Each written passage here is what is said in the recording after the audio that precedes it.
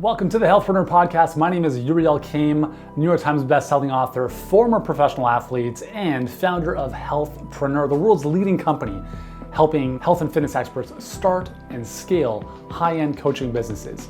If you want to attract more clients, learn how to convert them without feeling salesy, and deliver an amazing program for them on the back end, if you want to be inspired by what others just like you have gone through and how you can do the same no matter what life throws your way, then you are in the right place, because every single week, Monday, Wednesday, Friday, we're going to be bringing you the best to help you take your knowledge and expertise to the next level with your health or fitness coaching business. And if you enjoy what you see and hear and would like to take your business to the next level, then I invite you to check out our free online training over at healthpreneurgroup.com/training. And for now, let's get into today's episode. Hey, what's going on, crew? Hope you're doing great. Yuri here. Decked out in blue today. Had an amazing workout this morning. If you guys don't know, I'll just share a quick little story with you. Before that, I want to remind you what we're talking about today. It's really how to get more committed clients, how to get more committed clients. Because out of all the people that we've spoken to, the one thing that we all want more of are people that are committed, right? They're committed to the process. So a quick little story with you. 2 weeks ago, I was playing a tennis match at the National Tennis Center in Toronto. It was amazing. Awesome opportunity where the pros play. I was like, this is going to be great. My first match, beautiful day, get onto the courts. And I look at the guy who I'm about to play against, and I'm thinking to myself, all right, I'm going to take this one. This should be okay, even though I don't have necessarily the best winning record. He's 50 pounds overweight, doesn't look like tennis is his main sport. And I didn't want to get over cocky, but I said, dude, you can do this one. Okay, this is for you. So first set, I'm up 5-0. And then things start to unravel. I don't know what happened. I think I made two big mistakes. Number one is I had caffeine in the morning, which I don't normally do. And I had that pretty much on an empty stomach. So I came into the game and my energy was just so low. Like it felt like my glycogen was leaving my body, and I ran out of steam very early. And the second thing was that I was super out of shape. I couldn't believe how out of shape I felt. Like it wasn't super hot, maybe 21, 22 Celsius. And I was just totally toast. Like the heat was, I was like, what is going on here? Anyways, comes back, first set gets to a tiebreak. I win the first set in a tiebreak. And then I lost the second 2 sets, and I lost in 3 sets. And I was super pissed off. Like I was extremely pissed with myself. And this was a rock bottom moment where I said, this is never going to happen again. And this is 100% your fault, dude. So let's get your ass in shape. And so what I did is I said, I have a gym in my house, right? But here's the thing. I'm never going to push myself as much as a coach is going to push me. So what did I do?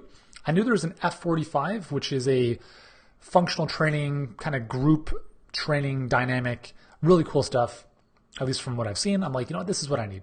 It's going to remind me of when I used to play soccer, high intensity training with a team environment. I think this is great.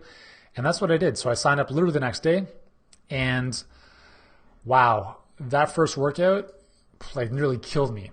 But I said, listen, that's what I need to do, right? I need to push myself to these limits if I want to get in better shape, not just for tennis, but like the tennis match was a rock bottom moment that was representative of like what was going on in my physical fitness level. And it was just a real rude awakening. So anyways, I've been doing that a couple times a week, feeling really good. Had a great workout this morning. And let's talk about how to get more committed clients, right? So one of the things that I've really appreciated about these F45 workouts is, as I mentioned, they push me a lot harder than I would push myself. Like I'm okay doing deadlifts and squats and pull-ups. Obviously I was doing gymnastics training, as I've mentioned before, still doing that, really working on my mobility and flexibility. And that stuff is fine, because I can take my time. There's no like go. But I also know that that's not how I'm going to last 3, 4, 5 sets on a tennis court. So I needed, something to push myself. And I remember the first workout I did with F45, I thought to myself, I'm good after 1 set. Thank you very much. I've got to do 3 more of these. Holy cow. If I was at home, I would have been done. So what that environment allowed me to do is push myself further than I would ever do on my own. And there's something really cool that's happening is not only are you accountable to the coaches who are walking around and they're encouraging you, they're challenging you, they're like, hey man, you can lift a couple more pounds than that. Let's, don't give up so soon. One more rep. Those are little nudges that make all the difference, because left to our own devices, we seek comfort all the time. So that was the first thing. The second thing is now I'm accountable to the group. I don't want to look like the weakest or the least fit guy out of 20 to 30 people. So I'm gonna push myself, obviously within reason. I check my ego at the door. I'm not one of those guys who lifts the heaviest weights because I want to lift heavy weights and look cool. I know my limits, but I also know when to push beyond my comfort zone. So it's been really, really good. So I think when we look at how to get more committed clients, number one is we have to create an environment that is going to attract those types of clients. So creating a coaching program where a big piece of the sell is accountability and better results, because we know as coaches, no one is going to get a better result by themselves than they will with your help. And you have to believe that. Even if you're working virtually with people and you're not in a gym with them, for instance, pushing them like I'm talking about here, just the fact that they're paying you and they now have this engagement with you, they know they're accountable to you and to the investment that they've made. They don't want to spend $3,000 and just have it go to waste. So they're going to do the work. But I want to share one idea with you that I think is really important. Is if you want to get more committed clients, you have to be a committed client, right? You are going to attract who you are. So if you want better clients, become a better version of yourself. Really great book, The 4 Agreements. One of the agreements, I think it's Don Miguel Ruiz who wrote the book, or I think, don't quote me on that, I can't remember, but it's in my kid's room and I should know this. A lot of times I know the names of the books, I don't even know the names of the authors. That's so weird. One of the agreements is be impeccable with your word. So I shared a video in our Healthpreneur group about this a couple of days ago, about a bit of a client's issue that we had, who had finished the program with us, was basically crying the blues because he didn't do the work and wanted a full refund, and we said this is not happening. Anyways, if you want to get more committed clients, you have to start off being a more committed individual, and that starts by keeping your word. So being impeccable with your word means whether or not you sign a contract, just the fact that you have said the words, I'm going to do this, should be good enough. And that is something that I have tried to do my very best of, and maybe I'm not perfect, but it's something I'm very aware of, where for me, I don't need a legal contract if I'm on the receiving end of an agreement, because I'm not thinking to myself, oh, I don't want to sign this so I can get out of this at some point. Because if I shake someone's hand, or if I agree that I'm part of this engagement, this program, I am in, because my word is law in the universe. And your word is law in the universe as well. One of my biggest pet peeves, and I don't know if this happens to you, is when you're with a friend or an acquaintance, and you part ways, and they're like, yeah, we should totally do lunch, or yeah, I'll give you a shout tomorrow, and that never happens. I know a few people in my life, one of them very close to me, who does that all the time. And here's what happens there is, number one, I lose trust in that person. They're like, oh, here we go again. I'm never going to hear from him. But second, and the second piece, which is actually the more troublesome piece, is that they lose trust in themselves. If you can't keep your word, you can't even trust yourself, assuming you're even aware of that in the first place. So the most important reason for you to keep your commitments and keep your word is to build your own self-esteem. Because what happens is, that when you say something, it gets done. Watch how this happens. Okay, tomorrow morning when I wake up, I'm gonna empty the dishwasher. Even though I don't do that anymore, I get my kids to do that. But if I say I'm going to empty the dishwasher, I'm going to empty the dishwasher. Okay, so it starts there. I get an email, and whatever the request might be, I'll say, listen, give me a second to think about this. I'll email you back tomorrow. If I don't email that person back tomorrow, now I've lost some integrity. But if I email that person back, boom, in my head, it's a mental check off. Yes, I got this done. I kept my word. I did what I said I'm going to do. And if you just start to think about how this starts to stack on, it becomes really encouraging. I worked out in the morning at 6:30. So 6:30 a.m. I typically get up at 5:30. This morning I'm laying in bed and our little baby Julian, he's laying beside us. He's so cute. I mean, like these cheeks, you just want to eat them. And I'm looking at the clock. It's 5:45, 5:50, 5:55. In my head, I have that little voice, and you've probably had this too. I'll just sleep in. I'll just stay in bed with him today. Right? It's no big deal. But it is a big deal, because not only did I press the button on my phone saying I'm coming to the class, but I told myself I'm coming to the class. And so I got out of bed and I did this. Now, I'll tell you, one of the biggest areas for internal strife in my life personally is that time of the morning where I've told myself the night before I'm getting up at 5:30 and I don't. And that really, honestly, at the end of the day, those are some of the worst feelings, because I've broken a promise to myself. And I'll just be super transparent with you. That's the one area in my life where I probably struggle the most, is when I don't have to be somewhere or with someone at a specific time, especially early in the morning, I get comfortable. And I say to myself, that's no big deal. And you can just get the work done at 9 in the morning. Who cares, right? And that's something I've worked on. That's something I continue to work on to this day, is finding ways for me to get out of my own way to do what it is I know I want to do. And so if you're having a tough time keeping your word, I'll just, make a suggestion, is make a commitment to someone else. State publicly what it is you want to do and be committed or be accountable to someone or some group of people. Now, I could because that 45 has an app and it says, you can book different classes. So I booked 6:30.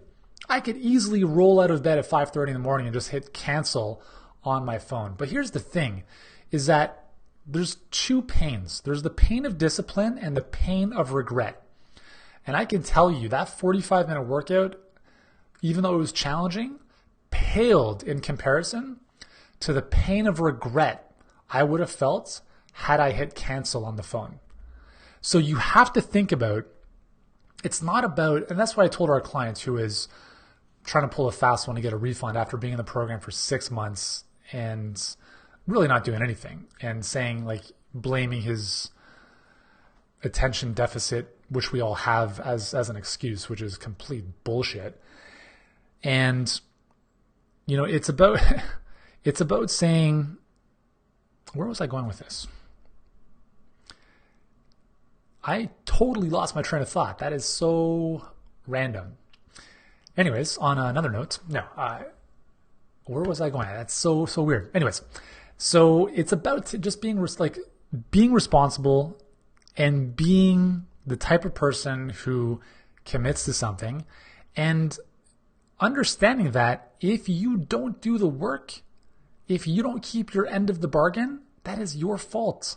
If I didn't get up this morning, it's not their fault that the class was at 6:30 or that a trainer didn't knock on my door to pull me out of bed.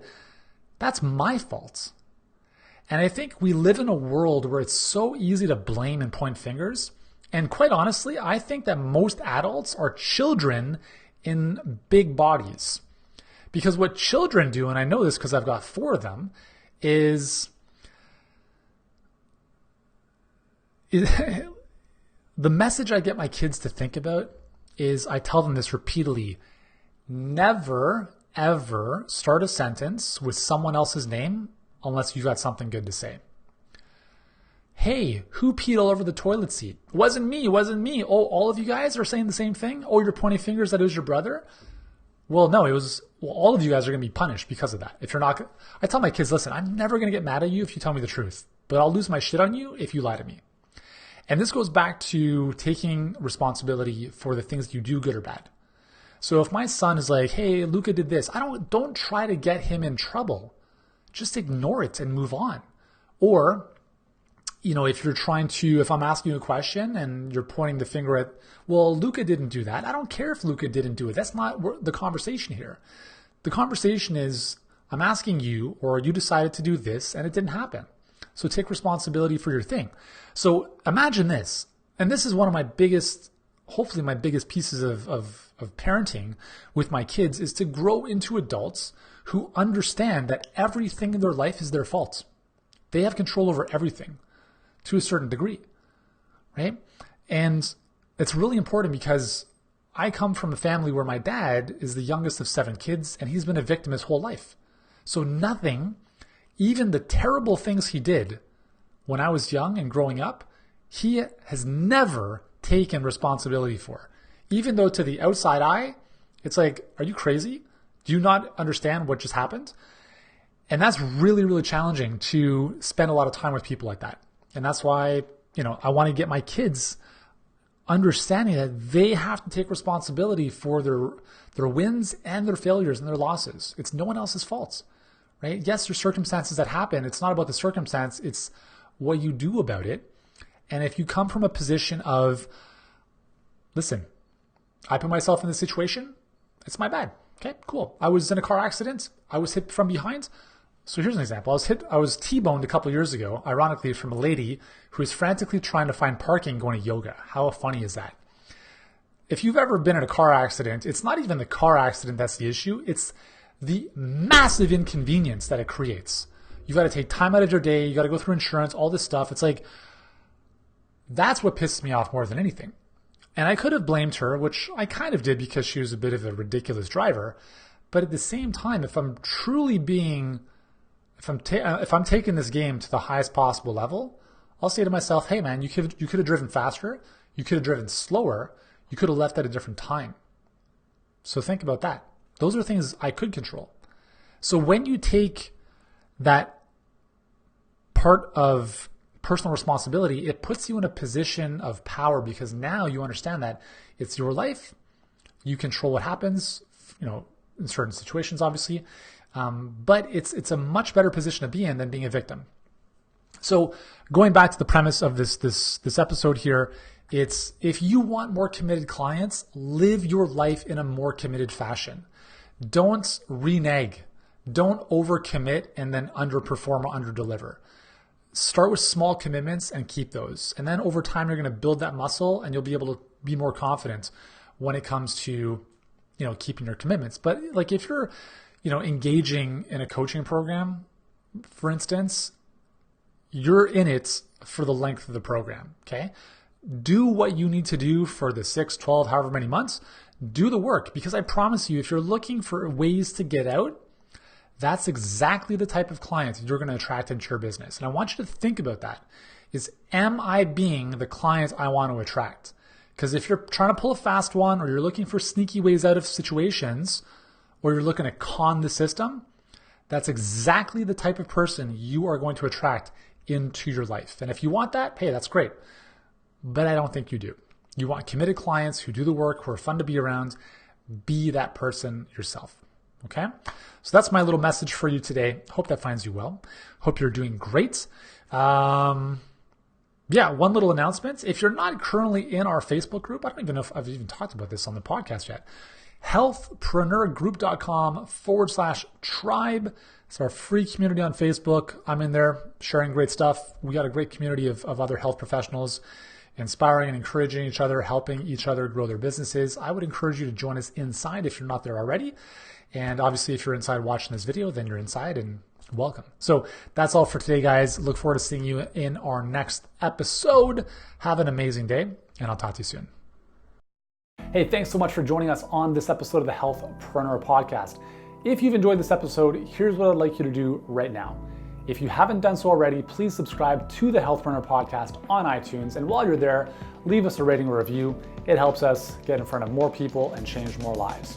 And if you're ready to start or scale your health or fitness coaching business and want to start getting in front of more people, working with them at a higher level without trading time for money, then I invite you to check out our free 7-figure health business blueprint training, totally free right now. And you can do so at healthpreneurgroup.com/training.